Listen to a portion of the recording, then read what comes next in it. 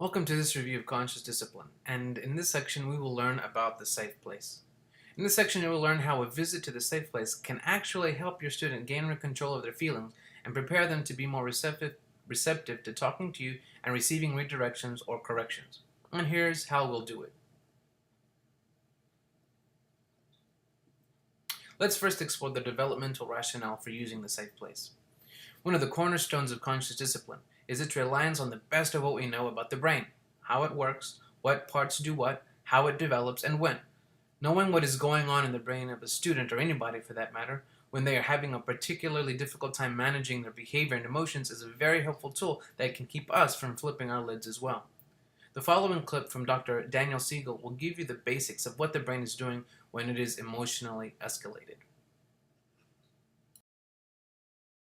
One of the most rewarding experiences for me has been to study brain science and apply it to the experience of parenting. And the hand model of the brain that I use to teach parents is very useful to understand that. So if you take your thumb and put it in the middle of your palm, put your fingers over the top, this is a very useful model of the brain. And when we can actually see in front of us what's going on in the brain, then we can change what the brain does. So let me walk you through very basically what happens in this brain and the structures in it. And it goes like this. The spinal cord comes up representing the wrist, and then you have coming up into the skull the brain stem and the limbic area, which work together to help regulate arousal and your emotions and the way you have a fight, flight, freeze response. These are below the cortex, the limbic and brainstem areas, and the cortex is this higher part of the brain that allows us to perceive the outside world, to think and reason. And this frontmost part of the brain, right behind your forehead, so the person's oriented like this, is actually the part that regulates the subcortical, limbic, and brainstem areas. This regulation is very important because sometimes we can have all sorts of things happen in our life. We're tired, we're exhausted, someone pushes a particular emotional button, and we can flip our lids.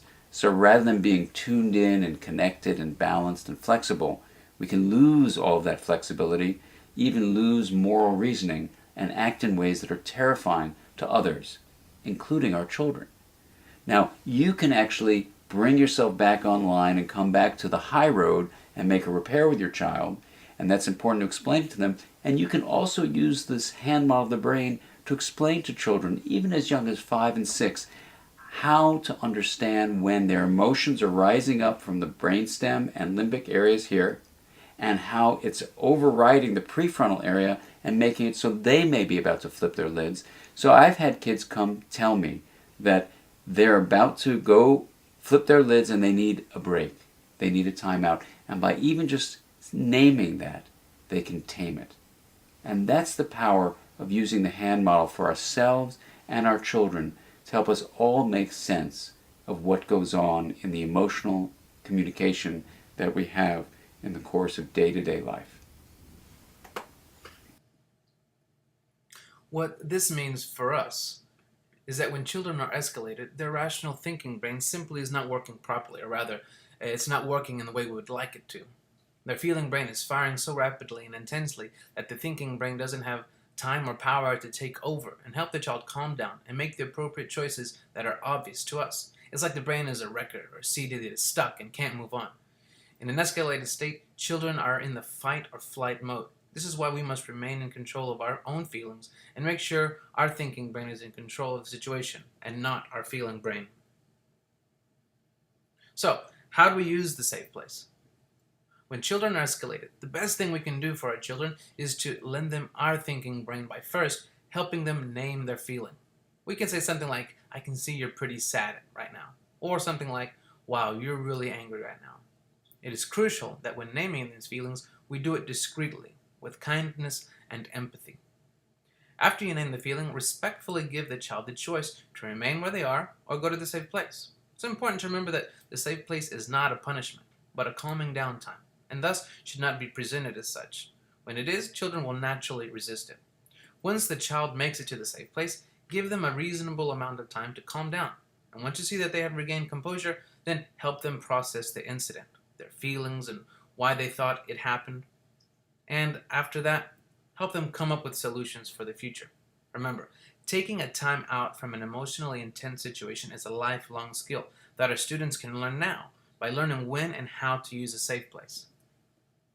So, what can students do in the safe place anyway? The safe place is supposed to be a space where students can calm their feeling brain and jumpstart their thinking brain. So, as a group, brainstorm silent activities that children can engage in the safe place that can help get their thinking brain up and running again. Share your ideas on the chart. And when time is up, the courier will take the chart to the cafeteria to share with the rest of the school. Oh, one more word about the safe place for those of you stressed out about the having safe place and ready in one day. It is perfectly okay if yours is not ready. Trying to get your safe place completely set up by yourself before the first day of school can be a bit a daunting task. Involving your students can alleviate some of that stress while allowing your students to take ownership of the safe place and see it as their own special safe place. So, sometime during the first few days of school, have a separate class meeting to introduce the safe place and to involve students in setting the expectations, such as how much time they should spend there, what they will do to help themselves calm down, and what will be included in the safe place. And thanks for attending the safe place portion of the Conscious Discipline Review.